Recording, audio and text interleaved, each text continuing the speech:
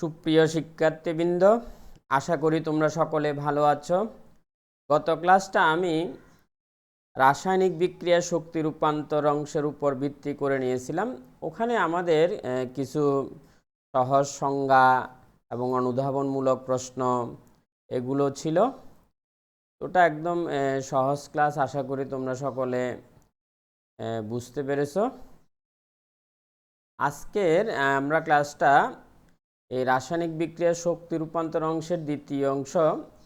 এইখানে আজকের ক্লাসটা আমাদের জন্য গুরুত্বপূর্ণ। আজকে আমরা যে বিষয়গুলো নিয়ে পড়ব, এই বিষয়গুলো থেকে অধিকাংশ ক্ষেত্রে আমাদের বিভিন্ন পরীক্ষায় প্রশ্ন থাকে। তো আমরা শুরু করি। আজকে আমরা যে বিষয়গুলো নিয়ে পড়ব, আমরা দ্রবণ তাপ সম্পর্কে জানব, বা দ্রবণ এনথালপি, প্রশমন তাপ বা প্রশমন এনথালপি। আর প্রশমন তাপ সম্পর্কিত আমি গত ক্লাসে বলেছিলাম আমাদের খুব তিনটা গুরুত্বপূর্ণ প্রশ্ন। অধিকাংশ ক্ষেত্রেই এই তিনটা প্রশ্ন থেকে তীব্র অ্যাসিড তীব্র ক্ষার প্রশমন তাপ ধ্রুবক কেন, আর মৃদু অ্যাসিড তীব্র ক্ষারক অথবা তীব্র অ্যাসিড মৃদু ক্ষারক প্রশমন বিক্রিয়ার যে বিক্রিয়া তাপ সেটা ধ্রুবক অর্থাৎ -57.34 থেকে কমে যায়। আবার সোডিয়াম হাইড্রোক্সাইড তীব্র ক্ষারক, হাইড্রোফ্লোরিক অ্যাসিড মৃদু অ্যাসিড, এদের মধ্যে প্রশমন তাপের মানটা আবার এটা যদিও মৃদু, তারপরও সেটা -57.34 থেকে বেশি হয় কেন।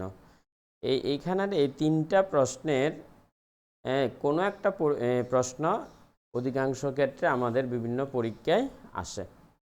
এরপর আমরা প্রমাণ গঠন তাপ জানবো, এটা আমাদের গণিতের জন্য দরকারি একটা বিষয়। দহন তাপ, এটাও অনেক গুরুত্বপূর্ণ। আমাদের প্রত্যেকটা গণিতে দেখা যাচ্ছে যে বিক্রিয়াগুলো লিখতে দহন তাপের বিক্রিয়াগুলো লিখতে হয়। বন্ধন বিয়োজন শক্তি আর তাপ রসায়নের দুইটা সূত্র, একটা ল্যাপ্লাস এবং ল্যাবোসিয়ের সূত্র, আর আমরা জোর দিব হচ্ছে হ্যাসের তাপ সমষ্টিকরণ সূত্র। তো এই অংশটাও তুলনামূলকভাবে সহজ। আমরা চাইবো যে আজকে এগুলি সবগুলো কভার করে নিতে। যদিও ক্লাস ডিউরেশনটা আমি চাই যে একটু 30 মিনিটের মধ্যে রাখতে, যাতে তোমাদের জন্য সুবিধা হয়। কিন্তু দেখা যায় যে গতদিন আমি পারিনি, অনেক সময় নিয়ে ফেলেছি। আজকেও হয়তো বেশি লেগে যেতে পারে। আমরা চেষ্টা করব যে 30 মিনিটের মধ্যে শেষ করে নিতে। তো প্রথমে আমরা দ্রবণ তাপ আমরা যদি একটু বুঝে নিই। দ্রবণ তাপ, দ্রবণ তুমি বুঝো যে আমরা যদি কোনো বস্তুকে কোনো একটা দ্রাবক বলতে সচরাচর আমরা যেটা সহজভাবে বুঝি সেটা হচ্ছে আমাদের পানি। তো আমরা কোনো একটা বস্তুকে যদি পানিতে দিলে সেটা যদি মিশে যায়, তাহলে এই পানি দ্রাবক আর বস্তুটা হচ্ছে দ্রব, তাদের মিশ্রণটি হচ্ছে যে দ্রবণ। না মিশলে কিন্তু এটাকে আমরা দ্রবণ বলবো না। আমি পানিতে লোহার গুঁড়া বা পানিতে বালি দিলাম, এটাকে আমরা মিশ্রণ বলবো কিন্তু দ্রবণ বলবো না। দ্রবণ হতে হলে সমসত্ব মিশ্রণ হতে হয়। তাহলে দ্রবণ ধারণাটা আমাদের ক্লিয়ার হয়েছে। দ্রবণ হচ্ছে যে দুই বা ততোধিক বস্তুর সমসত্ব মিশ্রণ, অর্থাৎ সহজভাবে বললে দ্রাবকের মধ্যে দ্রবটা মিশে যাবে। তা আমরা কোনো একটা বস্তুকে যখন এরকম দ্রাবকে মিশাই, তখনও তাপশক্তির হয় শোষণ ঘটে, না হয় উদ্গীরণ ঘটে। তোমরা কি কখনো খেয়াল করেছো কি না, কেউ যদি গ্লুকোজ মুখে দাও, দেখবে যে জিভটা একটু ঠান্ডা হয়ে গেছে, জিহ্বাটা একটু ঠান্ডা হয়ে গেছে, কারণ এই ক্ষেত্রে তাপের শোষণ হয়। আবার চুনকে যদি তুমি জিহ্বায় বা একটু পানিতে দাও, তাহলে সেক্ষেত্রে দেখা যায় যে একটু গরম অনুভূত হচ্ছে। তাহলে এই ক্ষেত্রে দেখা যাচ্ছে যে কোনো ক্ষেত্রে তাপ উৎপন্ন হয়, কোনো ক্ষেত্রে তাপ শোষিত হয়। দ্রবণ তাপ দুইটাই হতে পারে। দ্রবণ তাপের মান ধনাত্মক, অর্থাৎ ডেল্টা এস এর মান ধনাত্মকও হতে পারে, ঋণাত্মকও হতে পারে। আমরা সংজ্ঞায়িত করব কি করে? সংজ্ঞায়িত করা হচ্ছে যে একটা নির্দিষ্ট তাপমাত্রায় 1 মোল দ্রাবককে পর্যাপ্ত পরিমাণ দ্রাবককে দ্রবীভূত করলে যে পরিমাণ তাপশক্তি শোষণ বা উদ্গীরণ ঘটে তাকে ওই দ্রবের দ্রবণ তাপ বলে। এটাকে আমরা পূর্ণ দ্রবণ তাপও বলে থাকি। তাহলে এখানে আমাদের গুরুত্বপূর্ণ কথা হচ্ছে যে 1 মোল দ্রব কত মোল দ্রব? আমাদের এখানের জন্য গুরুত্বপূর্ণ ইনফরমেশন হচ্ছে দ্রব হবে 1 মোল, দ্রাবক হবে পর্যাপ্ত পরিমাণ। এখন এখানে আমরা পর্যাপ্ত পরিমাণ দ্রাবক বলতে কাকে বোঝানো হচ্ছে? এটা বোঝানো হচ্ছে যে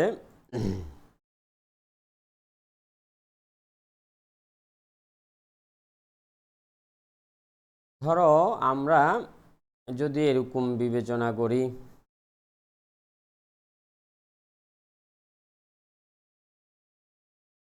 একটা পাত্রে আমাদের পানি আছে, তো এইখানে আমরা বাহির থেকে একটা বস্তুকে দ্রবীভূত করলাম, মিশালাম, এবং এখানে আমরা একটা থার্মোমিটার দিয়ে রাখলাম। এখানে একটা থার্মোমিটার দিয়ে রাখা হলো।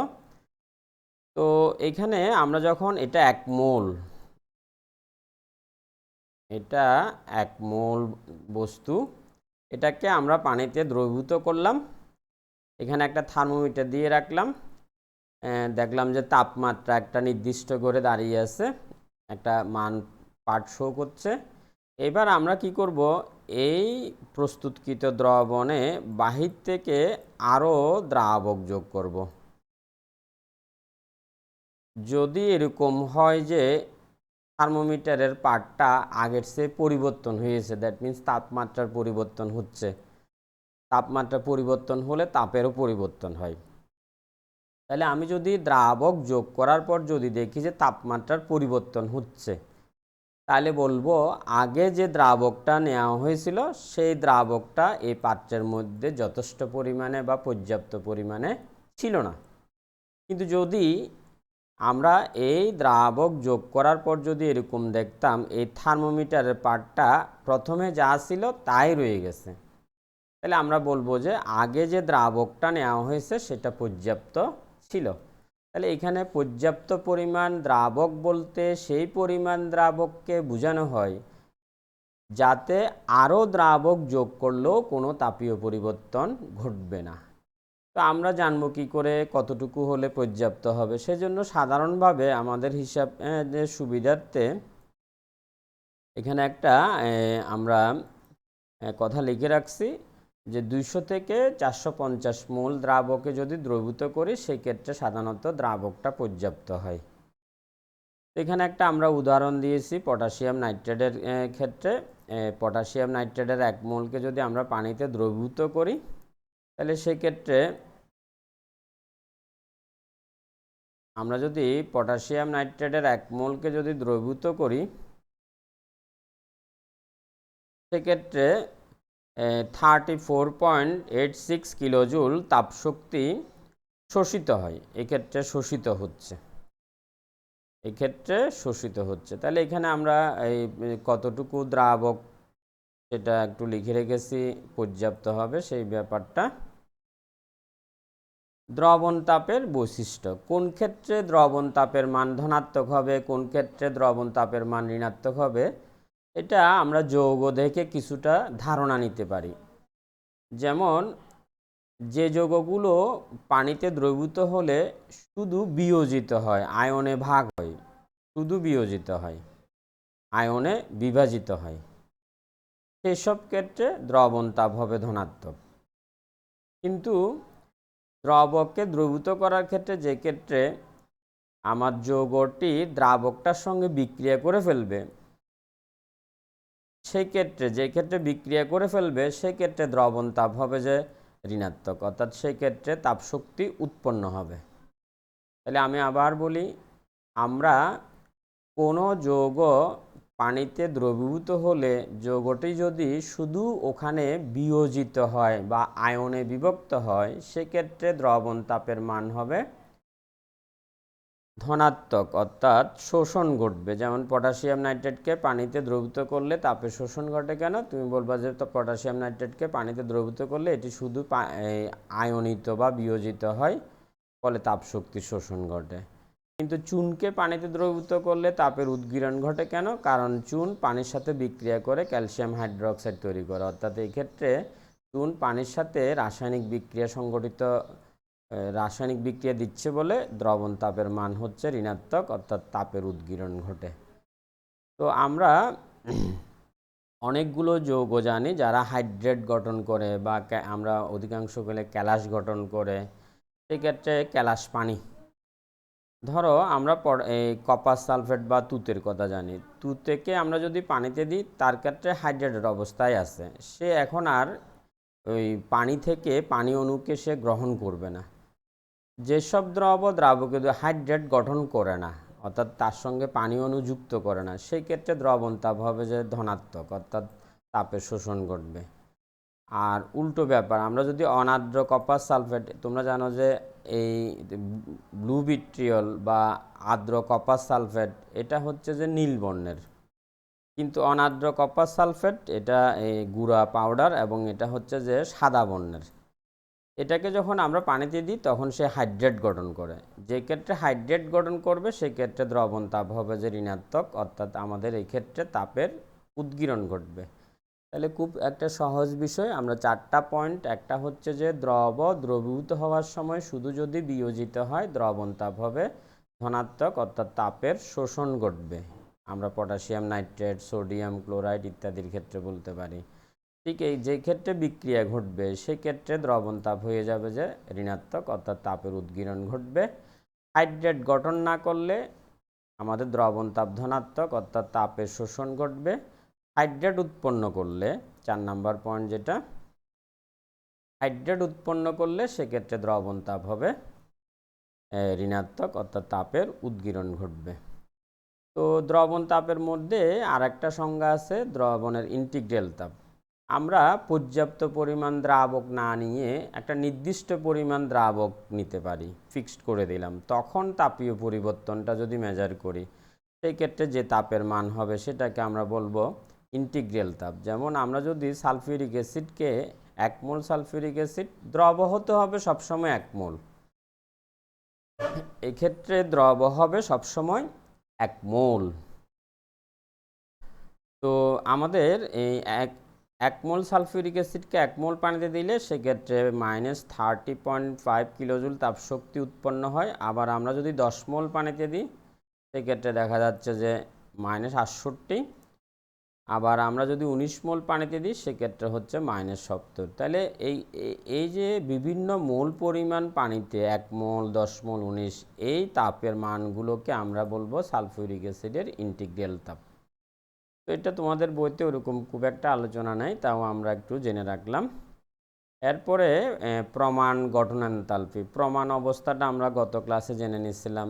এই তাপ রসায়নের ক্ষেত্রে বা তাপ গতিবিজ্ঞানের ক্ষেত্রে 25 ডিগ্রি সেলসিয়াস তাপমাত্রা বা 298 কেলভিন, আর চাপ হচ্ছে 1 অ্যাটমসফিয়ার। তো গঠন বলতে এখানে যৌগ গঠিত হবে। তো কার থেকে গঠিত হবে? তার উপাদান মৌল থেকে। তো প্রমাণ অবস্থায় কোনো যৌগের 1 মোল, এই ধরো এখানে আমরা যে বিক্রিয়াটা এখানে দেখতেছি, এখানে কার্বন ডাইঅক্সাইডের 1 মোল। তো কার্বন ডাইঅক্সাইডটা তার উপাদান মৌল হচ্ছে কার্বন এবং অক্সিজেন। তাহলে এখানে কার্বন, অক্সিজেন, কার্বন ডাইঅক্সাইডের উপাদান মৌল তার থেকেই 1 মোল গঠিত হয়েছে। সেজন্য এই যে -393.5 কিলোজুলকে আমরা কার্বন ডাইঅক্সাইডের প্রমাণ গঠন তাপ বলতে পারবো। প্রমাণ অবস্থা বলতে গঠন তাপও বলতে পারবো, তবে প্রমাণ অবস্থায় মেজার করছে বলে এটাকে প্রমাণ গঠন তাপ। তাহলে প্রমাণ অবস্থায় কোনো যৌগের 1 মোল, কোনো যৌগের কত মোল? এখানে কার্বন ডাইঅক্সাইডের 1 মোল, তার উপাদান মৌল এখানে কার্বন আর অক্সিজেন, এখানে কার্বন ডাইঅক্সাইড। এখানে কার্বন ডাইঅক্সাইডের উপাদান মৌল কার্বন, তাহলে কার্বন, এই কার্বন থেকে আবার এখানে অক্সিজেন, এখানে অক্সিজেন, সেই জন্য এখানে 1 মোল কার্বন ডাইঅক্সাইড গঠিত হয়েছে। কিন্তু আমরা যদি ধরো বিক্রিয়াটাকে যদি এভাবে করে বিবেচনা করতাম, আমরা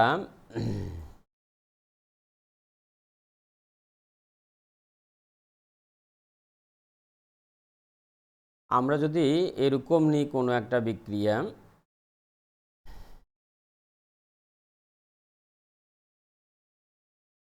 কার্বন মনোক্সাইড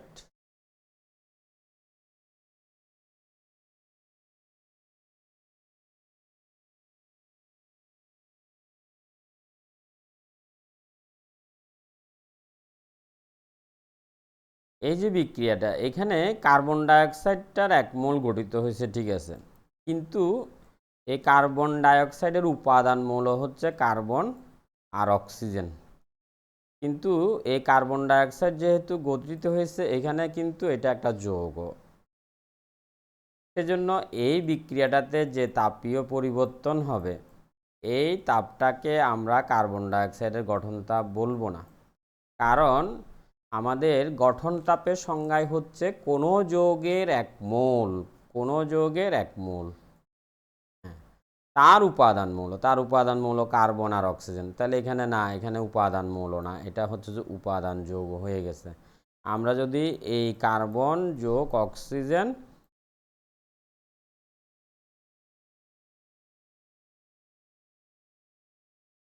কার্বন ডাইঅক্সাইড, এই বিক্রিয়ায় যে তাপীয় পরিবর্তন হবে সেটাকে আমরা কার্বন ডাইঅক্সাইডের গঠন তাপ বলতে পারবো। বা আমরা সালফার যোগ অক্সিজেন, সালফার ডাইঅক্সাইড, এটা সালফার ডাইঅক্সাইডের 1 মোল তার উপাদান মৌল থেকে গঠিত হয়েছে, সেজন্য এটাকেও আমরা সালফার ডাইঅক্সাইডের গঠন তাপ বলতে পারবো। আবার আমরা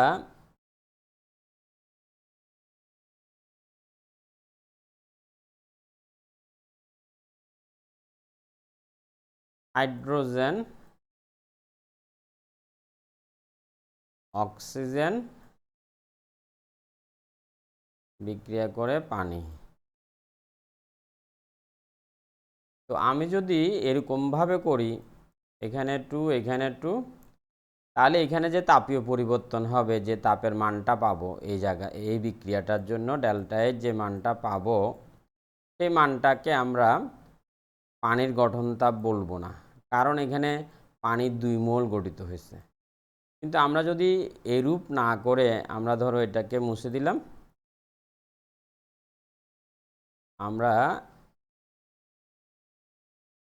এটার 1 মোল দিলাম,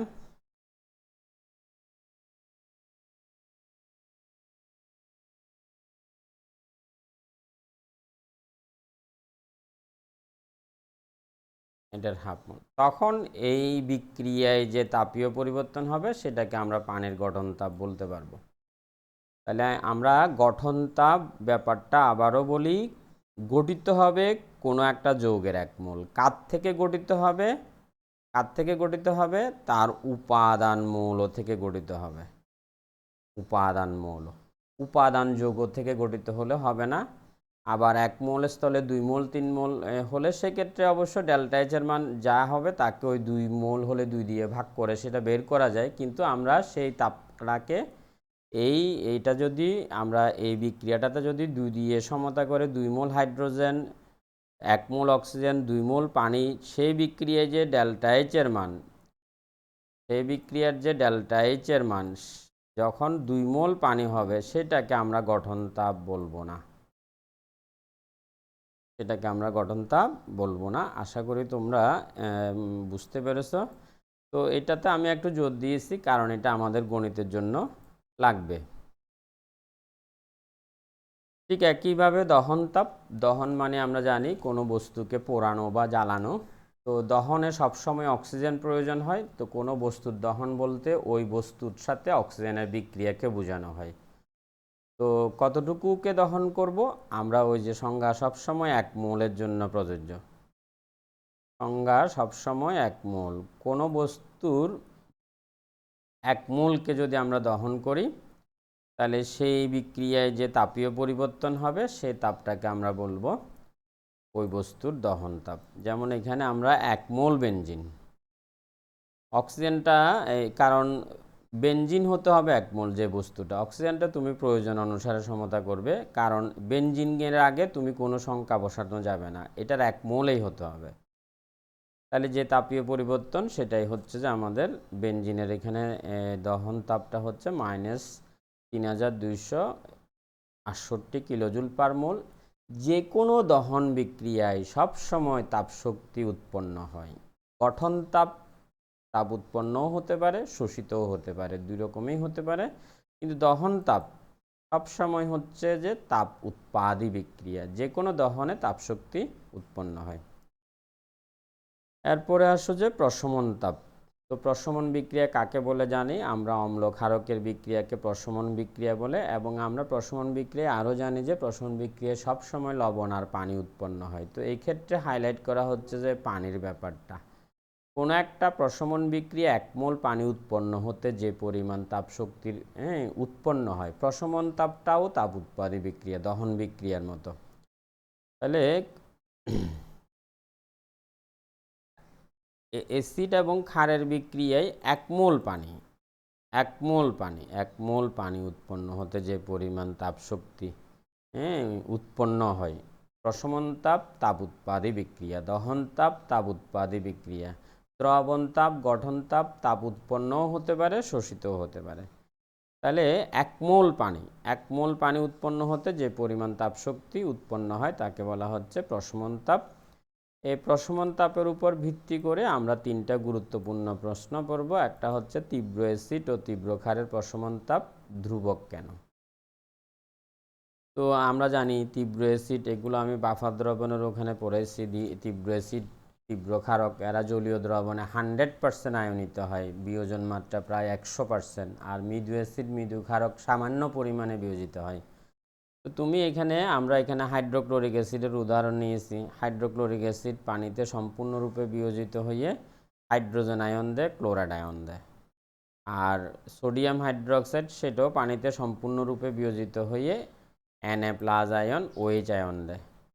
তো এই ক্ষেত্রে আমরা যদি এই হাইড্রোক্লোরিক অ্যাসিডকে H+Cl- সোডিয়াম হাইড্রোক্সাইড এর সম্পূর্ণরূপে পানিতে দেওয়ার সাথে সাথে NaOH থাকবে না, সে সম্পূর্ণরূপে Na+ OH- হবে। তো প্রশমন বিক্রিয়া হচ্ছে যে H+ এর সাথে OH- বিক্রিয়া করে আমাদের H2O তৈরি করে, আর Na+ এবং Cl- পজিটিভ নেগেটিভ এরা দর্শক আয়ন হিসেবে দ্রবণে উপস্থিত থাকে। তাহলে প্রশমন বিক্রিয়ায় প্রকৃতপক্ষে বিক্রিয়া হচ্ছে যে আমাদের এই H+ এবং OH বিক্রিয়া করে H2O। তাহলে প্রতি ক্ষেত্রেই আমি যদি HCl না নিয়ে যদি এখানে যদি নাইট্রিক অ্যাসিড নিতাম, তাহলে Cl স্থলে আমাদের NO3- হতো। তাহলে এখানে আমাদের তখন এটা হয়ে যেত Na+, Clটা হয়ে যেত NO3-। তো নাইট্রিক অ্যাসিড তো সম্পূর্ণরূপে বিয়োজিত হয়ে একই পরিমাণ H+ দিবে। ঠিক একইভাবে আমরা ধরো NaOH না নিয়ে যদি এখানে KOH নিই, এই জায়গাটাতে যদি আমরা KOH নিই, তাও একই K+ আর OH- হবে। তো সেক্ষেত্রেও একই পরিমাণ OH। সেজন্য যে কোনো তীব্র অ্যাসিড যে কোনো তীব্র ক্ষারক নেওয়া হোক না কেন, প্রতি ক্ষেত্রেই বিক্রিয়া হবে যে মূলত H+ আর OH বিক্রিয়া করে পানি, এই বিক্রিয়াটা অনুষ্ঠিত হবে। সেজন্য প্রতি ক্ষেত্রেই যে কোনো তীব্র অ্যাসিড যে কোনো তীব্র ক্ষারকের প্রশমন তাপটা ধ্রুবক থাকবে। এখানে আমরা একটা ছকের মাধ্যমে এই ব্যাপারটা দেখিয়েছি। এখানে দেখো হাইড্রোক্লোরিক অ্যাসিড সোডিয়াম হাইড্রোক্সাইড -57.34, সামান্য একটু এদিক ওদিক হতে পারে দশমিকের পরে। Sulphuric acid sodium hydroxide, nitric acid sodium hydroxide, hydrochloric acid potassium hydroxide. তো এই জায়গা থেকে আমাদের উচ্চ মাধ্যমিক পরীক্ষায় প্রশ্ন আসে। এটা এর পরেরটা যদি আমরা দেখি, আমরা যদি মৃদু অ্যাসিড তীব্র ক্ষার অথবা যদি আমরা তীব্র অ্যাসিড মৃদু ক্ষার নিই, তাহলে সেক্ষেত্রে প্রশমন তাপের মানটা কমে যায়। কারণ যেটা মৃদু থাকবে সেটা জলীয় দ্রবণে অল্প করে আয়নিত হবে। যেমন আমরা এখানে একটা অ্যাসিটিক অ্যাসিডের সাথে সোডিয়াম হাইড্রোক্সাইডের বিক্রিয়া প্রশমন তাপটা দেখিয়েছি। এখানে অ্যাসিটিক অ্যাসিড এটা সামান্য পরিমাণে বিয়োজিত হয়, আর সোডিয়াম হাইড্রোক্সাইড এটা জলীয় দ্রবণে সম্পূর্ণরূপে বিয়োজিত হয়। আমরা জানি যে অ্যাসিটিক অ্যাসিড এটা আংশিক রূপে বিয়োজিত হয়। আংশিক বিয়োজন বোঝাতে আমরা এখানে উভমুখী তীর ব্যবহার করেছি। আর সোডিয়াম হাইড্রোক্সাইড সেটা সম্পূর্ণরূপে বিয়োজিত হয়, সেজন্য আমরা একমুখী তীর ব্যবহার করেছি। তাহলে এই অ্যাসিডের H+ আর ক্ষারকের OH- বিক্রিয়া করে পানি হলো, কিন্তু এখানে তো OH ভেঙে গিয়ে একবারেই 100% বিয়োজিত হয়ে গেছে, কিন্তু H+ এটা তো অল্প করে বিয়োজিত হয়েছে। সেজন্য যখনই OH দ্বারা H+ প্রশমিত হবে, তখন এই বিক্রিয়াটা আবার এই যে অ্যাসিটিক অ্যাসিড এটা পুনরায় আবার বিয়োজিত হয়ে এই H+ আয়ন বিক্রিয়া সিস্টেমে সৃষ্টি করবে। অ্যাসিটিক অ্যাসিড অল্প করে আয়নিত হয়, সোডিয়াম হাইড্রোক্সাইড সম্পূর্ণ আয়নিত হয়। এই সোডিয়াম হাইড্রোক্সাইডের OH দ্বারা অ্যাসিটিক অ্যাসিডের H+ যখন প্রশমিত হবে, তখন এই অতিরিক্ত OH আবার H+কে এটা এই CH3COOH এর সাম্যাবস্থা ডান দিকে যাওয়ার জন্য ভাঙার প্রয়োজন হবে, এই অ্যাসিটিক অ্যাসিডের বিয়োজন প্রয়োজন হবে। তাহলে এই বিয়োজনে কিছু শক্তি এই প্রশমন তাপ থেকে ব্যয় হয়ে যাবে। তাহলে আমরা ব্যাপারটা এখানে আমি যে কথাগুলো বললাম সেগুলো এখানে তুলে ধরেছি, তোমরা আশা করি বুঝতে পারবা যে যেহেতু এখানে দুটো বিক্রিয়া চলতেছে, একটা প্রশমন বিক্রিয়া, এখানকার H+ আর OH H2O এটা হচ্ছে প্রশমন বিক্রিয়া, আর অ্যাসিটিক অ্যাসিড এটা হচ্ছে যে বিয়োজন বিক্রিয়া। এই ক্ষেত্রে দুটো বিক্রিয়া পাশাপাশি চলতে থাকে। আর আমাদের যখন তীব্র অ্যাসিড তীব্র ক্ষারক নিয়েছি, হাইড্রোক্লোরিক অ্যাসিডও একবারে সবগুলো আয়নিত হয়ে গেছে, সোডিয়াম হাইড্রোক্সাইডও একবারে সবগুলো আয়নিত হয়েছে, এখানে শুধু বিক্রিয়া হয়েছে H+ আর OH মিলে পানি। কিন্তু এই ক্ষেত্রে আমাদের দুটো বিক্রিয়া, একটা হচ্ছে যে প্রশমন বিক্রিয়া H+ আর OH মিলে পানি হওয়ার বিক্রিয়া, আর আরেক ক্ষেত্রে হচ্ছে যে যেটা মৃদু থাকবে তার বিয়োজন বিক্রিয়া।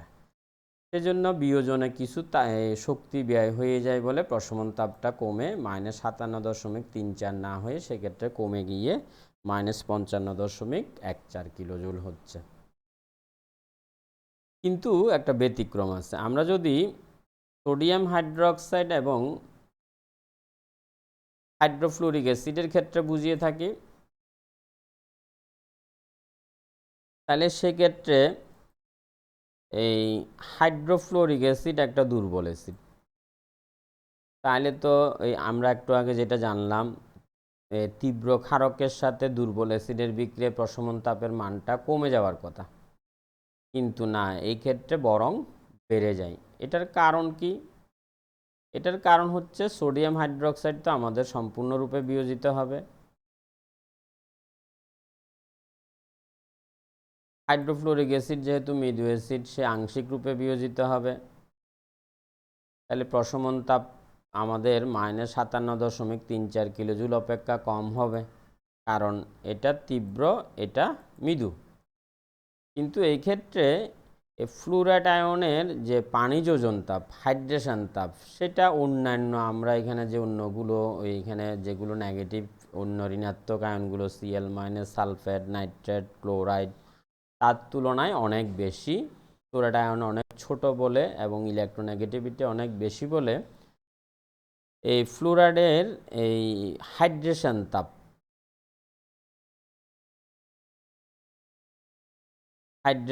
তাপ সেটা অনেক বেশি, যার কারণে আমাদের প্রশমন তাপের সাথে এই অতিরিক্ত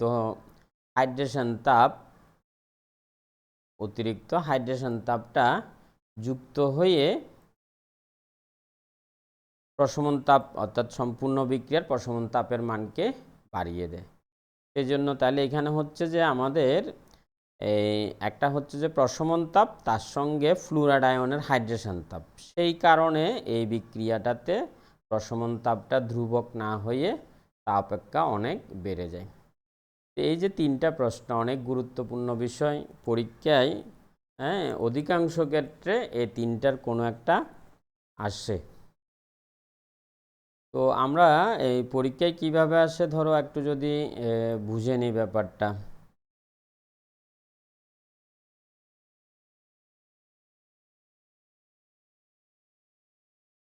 ধরো আমাদেরকে পরীক্ষায় একটা পাত্রে দিল, এ পাত্রে দিল হাইড্রোক্লোরিক অ্যাসিড, বি পাত্রে দিল সোডিয়াম হাইড্রোক্সাইড। বলল যে উদ্দীপকের এ ও বি পাত্রের মধ্যে সংঘটিত প্রশমন তাপের মানটা মাইনাস বা ধ্রুবক -57.34 বা ধ্রুবক থাকে কেন।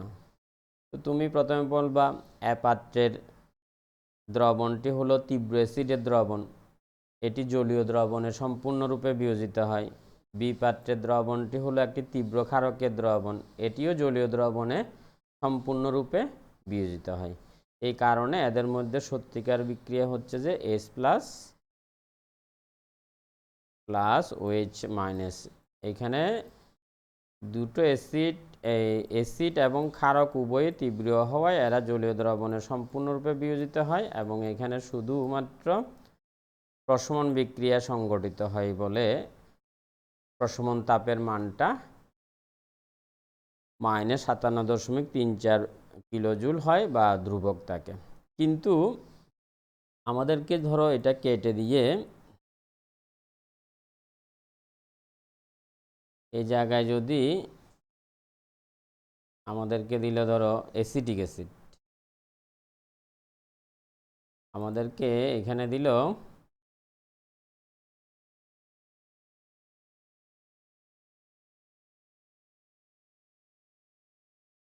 CH3COOH,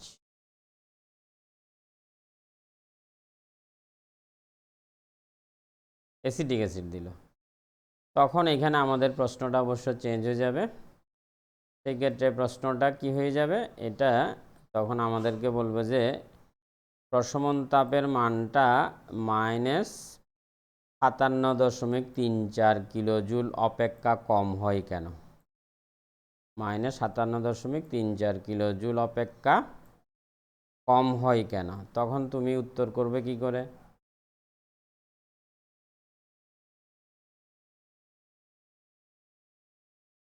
কম হয় কেন। তো এই ক্ষেত্রে আমাদের প্রথমে আমরা বলবো এ পাত্রের দ্রবণটি হলো মৃদু অ্যাসিডের দ্রবণ, এটি জলীয় দ্রবণে সামান্য পরিমাণে বিয়োজিত হয়। বি পাত্রের দ্রবণটি হলো একটি তীব্র ক্ষারকের দ্রবণ, এটি জলীয় দ্রবণে সম্পূর্ণরূপে বিয়োজিত হয়। এই ক্ষেত্রে এই সোডিয়াম হাইড্রোক্সাইডের OH মাইনাস এবং অ্যাসিটিক অ্যাসিডের H প্লাসের মধ্যে যখন প্রশমন বিক্রিয়া ঘটে তখন অতিরিক্ত OH এই অ্যাসিটিক অ্যাসিডের H প্লাসকে প্রশমিত করার জন্য অ্যাসিটিক অ্যাসিডের H প্লাস বিয়োজন ডান দিকে অগ্রসর হওয়ার জন্য আমাদের বিয়োজনের জন্য কিছু তাপ ব্যয় হয়ে যায় প্রশমন তাপ থেকে। এই কারণে প্রশমন তাপের মানটা কমে যায়। তাহলে এখানে দুটো বিক্রিয়া সংঘটিত হচ্ছে। একটা বিক্রিয়া সংঘটিত হচ্ছে যে, আমি এটা একটু মুছে দিই, দুটো বিক্রিয়া। একটা বিক্রিয়া হচ্ছে যে যেটা মৃদু অ্যাসিড থাকবে, সেটার বিয়োজন বিক্রিয়া।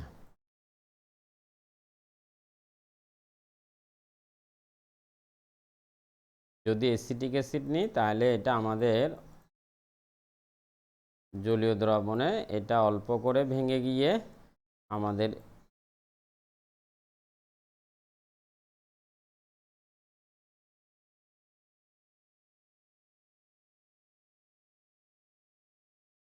অল্প করে হাইড্রোজেন আয়ন সৃষ্টি হবে।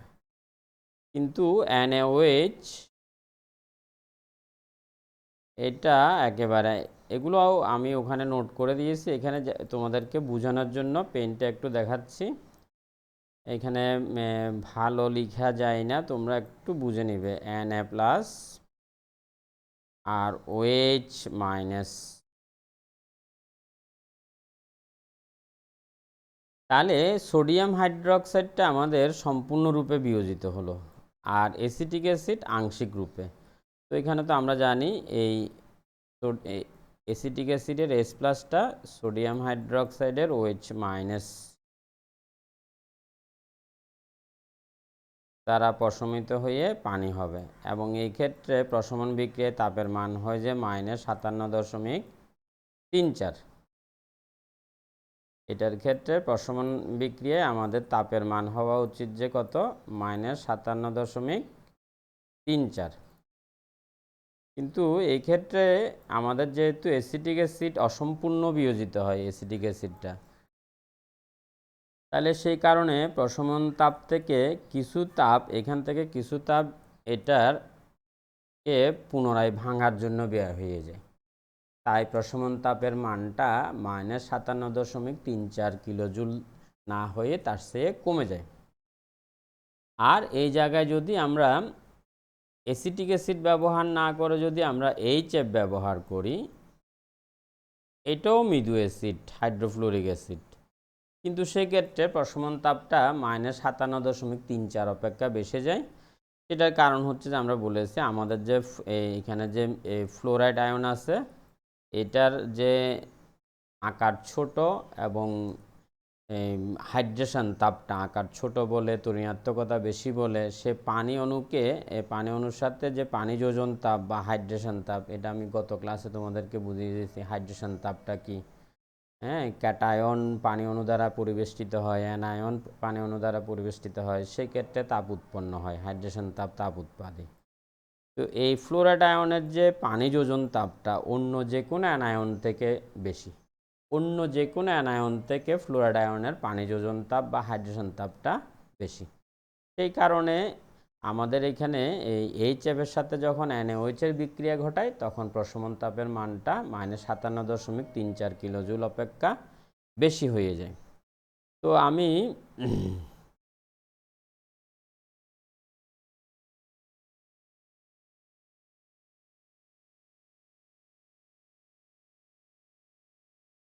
এই আমাদের যে বিষয়টা,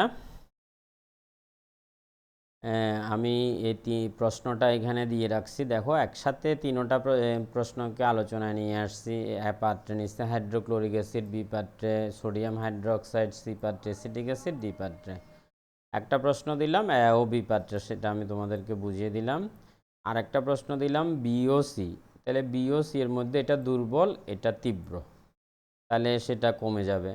আবার আরেকটা দিলাম যে তোমার বিওডি, ডিতে আমাদের ডিতে আমাদের যেটা হচ্ছে সেটা হচ্ছে যে HF, তাহলে সেক্ষেত্রে বেড়ে যায় কেন? তো তিনটা প্রশ্নের উত্তর আমরা এখানে রেডি করছি, এগুলো আশা করি তোমরা পড়লে বুঝবা। আমি একটু তোমাদের নোট বোঝার সুবিধার্থে স্লো নিয়ে যাচ্ছি। প্রথমে বললাম এ পাত্রে দ্রবণটি একটি তীব্র অ্যাসিড, যে কথাগুলো বললাম। বি পাত্রে দ্রবণটি একটি তীব্র ক্ষারক,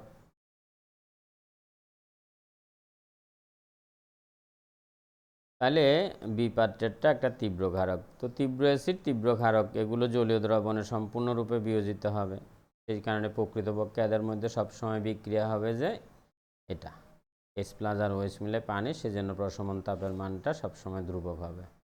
কিন্তু অ্যাসিড বা ক্ষারের কোনো একটা যদি মৃদু হয়ে যায়, সেক্ষেত্রে যেটা মৃদু সেটা আংশিক রূপে বিয়োজিত হয়, সেজন্য ওখানে দুটো বিক্রিয়া পাশাপাশি চলে। একটা হচ্ছে যে মৃদু অ্যাসিড বা মৃদু ক্ষারকটার বিয়োজন বিক্রিয়া, আর একটা চলে যে আমাদের ওখানে প্রশমন বিক্রিয়া। তো প্রশমন বিক্রিয়া থেকে কিছু তাপ মৃদু অ্যাসিড বা মৃদু ক্ষারকটার বিয়োজনে ব্যয় হয়ে যায় বলে প্রশমন তাপের মানটা কমে যায়।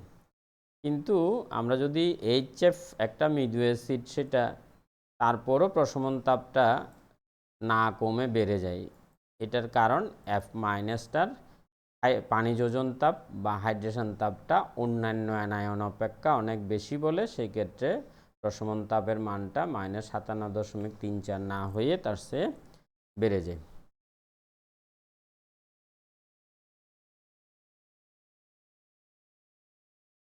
এরপরে আমাদের তাপ রাসায়নিক সূত্রাবলী, এটা আমরা মনে হয় আজকে এটুকু রেখে দিই, আগামী ক্লাসে আমরা এটা শেষ করে নেব। পাশাপাশি আমরা আগামী ক্লাসটাতে গাণিতিক সমস্যাও কিছু সমাধান করে নিব, এরপরের ক্লাসে হয়তো আমরা শেষ করে দিতে পারবো।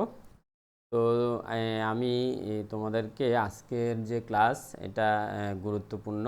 এখান থেকে উচ্চতর দক্ষতায় বিশেষ করে এই যে মাত্র যে তিনটা প্রশ্ন আমরা আলোচনা করলাম, সেই তিনটা প্রশ্ন পরীক্ষায় প্রায় ক্ষেত্রেই আসে। তোমরা আমি এখানে নোট করে দিয়েছি, তোমরা একটু দেখে নিয়ে নোট করে নেবে। এই 3টা থেকে একটা প্রশ্ন প্রায় ক্ষেত্রে আসে ঘ নাম্বার প্রশ্নে। তোমরা যদি বোর্ড প্রশ্ন দেখো, বিভিন্ন কলেজ প্রশ্ন দেখো, এই 3টা প্রশ্ন তোমরা পাবে। অনেক বেশি বেশি ইম্পর্ট্যান্ট প্রশ্ন। এটা ভালো করে একটু অনুশীলন করবে, কারণ অনেক ক্ষেত্রে বুঝতে হয়। আগে হচ্ছে যে বুঝে নিয়ে পড়া, তারপর হচ্ছে যে আয়ত্তে নিয়ে এসে একটু লেখার কিভাবে আমি পরীক্ষার খাতায় উপস্থাপন করব, সে বিষয়টাও জরুরি। তুমি কি প্রথমে কি বলবে, তারপর কি বলবে, সেই কথাগুলো তুমি যদি আয়ত্তে আনতে পারো, তাহলে কিন্তু নিজেই লিখতে পারবে। মুখস্থ দিয়ে হবে না। তুমি এই যে এই প্রশ্নটার জন্য আমি প্রথমে কি বলবো, সেটা মনে মনে তোমার চলে আসতে হবে। তো সবাই ভালো থাকবে। আবারও বলি, স্বাস্থ্যবিধিগুলো মনে চলবে। সবাইকে ধন্যবাদ।